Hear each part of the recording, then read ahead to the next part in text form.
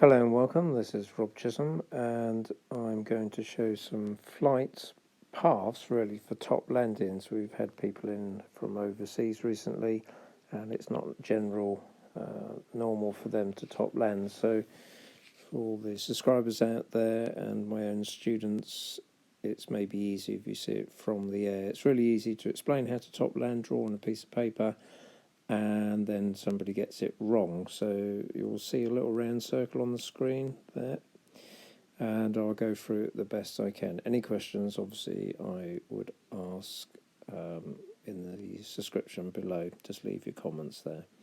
So first off, if you're flying around and you're coming into top land and you took off here, let's say, it doesn't mean when you land the conditions would be the same. So it is obvious that the bottom landing will be over here somewhere. If conditions are not suitable, don't land on top, land at the bottom and walk up.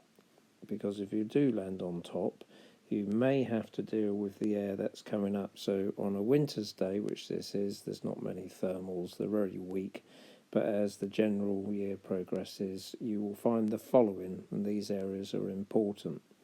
The whole of that area there is going to be in frost, so it's really frosty even up to April, maybe May not. So the whole of this face here could just be a solid block of ice, and so think about it, the sun will be over here, goes up and then goes down there. So when it starts to get high, the sun rays will actually make contact with the slope, and this produces convection. So the best conditions really here are 3 mile an hour northwesterly, sun makes contact with the slope. Do not go ridge soaring up and down here in thermals, because literally your flight would be up, down, and if other pilots are coming towards you going up, down, you won't actually get a good air traffic flow, so it's better to be out front. I often say go out front. Devil's Dyke, after all, is a northwest. So how would you make a top landing if conditions are suitable? And how would you even know what the wind direction and the conditions are? Well, you've got a radio.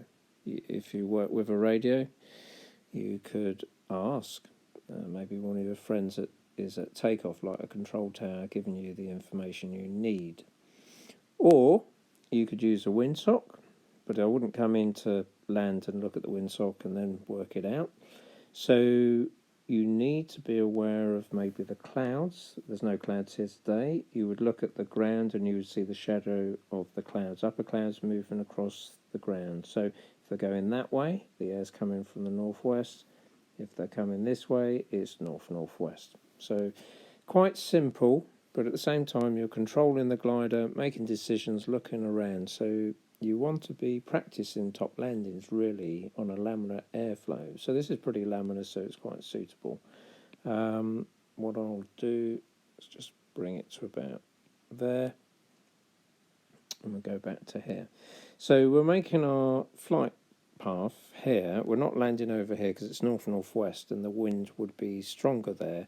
It could be turbulent here, obviously, because if it's coming over that hill, it could get turbulent, but it's about that direction on the day.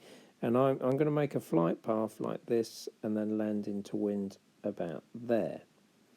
So we'll just see, oops, I'll get it back again, sorry about that. Yeah, so I come in about there. And a lot of the reason for doing that was to avoid this area here because it's full of cow poo. But landing near the car park, I would add, if you look here, I'm very close to the car park. To land anywhere here, which is about here, there is a bin there, there are cars here, and many public may go around this area. So do be aware. So if we go to here, about here. So hang gliders may take off here, so you want to be aware of them. No point in shouting because they can't see through the fabric that's above their heads. They have to have a look, and if it's all clear, then they go. So there's a brief momentary time period when they won't see as they get in the harnesses and join the traffic. So give them room. If a hang glider was going that way, you could simply just go that way. So what happens is my course would keep me like this, and I may even weight shift to the left and apply maybe 1/4 inch left brake. It's to stop me picking up ground speed and going that way. And then I would make a final turn into wind. Note, I will be flying pretty much hands up. I won't be slowing the glider down at all. Gliders are slow in the first place. You need to keep your airspeed up.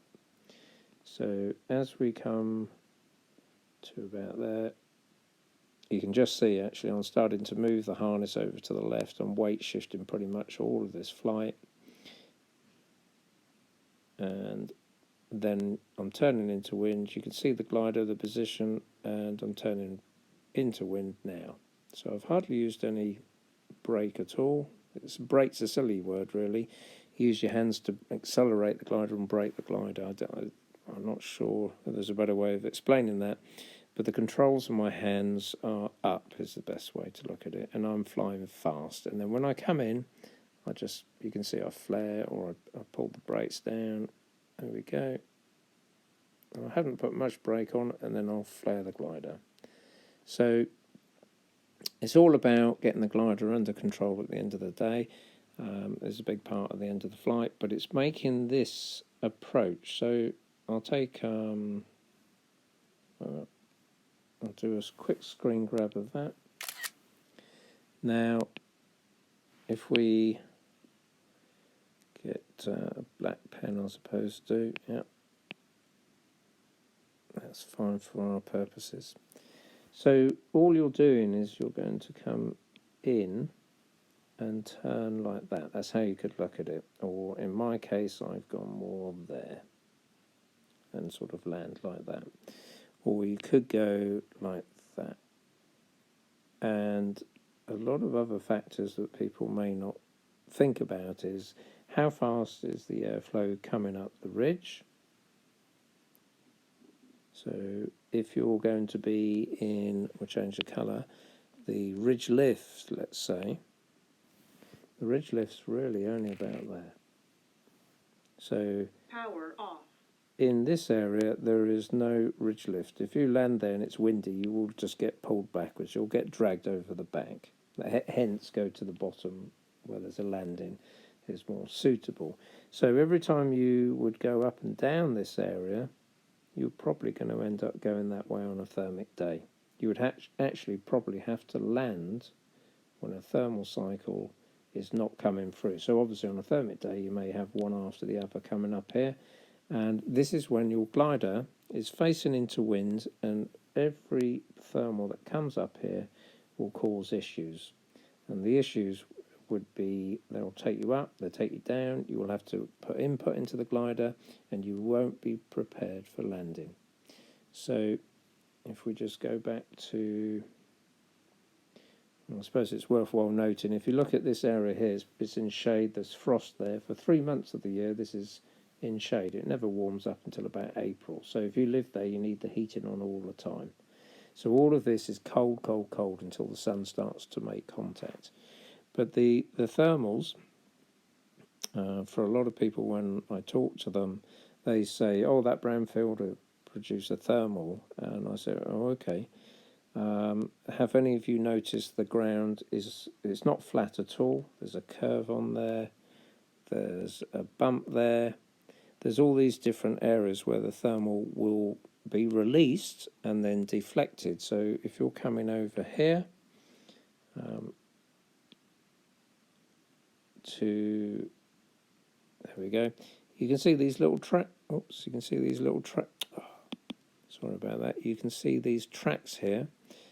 This one here is interesting, and this that goes down, but quite often around here, especially if you take off and you come there, you'll find you'll go up. That's because the thermal is being funneled that way in a northwest, not in a north-northwest. So just looking at this ridge, it may just look the same, but every part of this ridge has its own mysterious differences. So for example, here, these trees are higher than these trees here. They're thicker together, and they will deflect thermals up, and that goes into the modeller's bowl, which we don't fly in, obviously. So you want to pay a lot of attention when you're top landing. If you can top land one site, don't go to another site and expect to do the same thing. There's quite a lot of information, but your main track is to get around and then into wind. I don't know if that helps. The best way to really learn to top land is when I take people on tandem and I do a flyby, and then I don't land and we go around and we repeat that and we get them to do it, and then they go solo. So it's not like an aircraft in a aerodrome where conditions are pretty open and more controlled. It's this ridge is causing the issues here. So hopefully that makes sense, and I won't talk anymore. I'll leave you people to ask the questions. Many thanks. Rob Chisholm.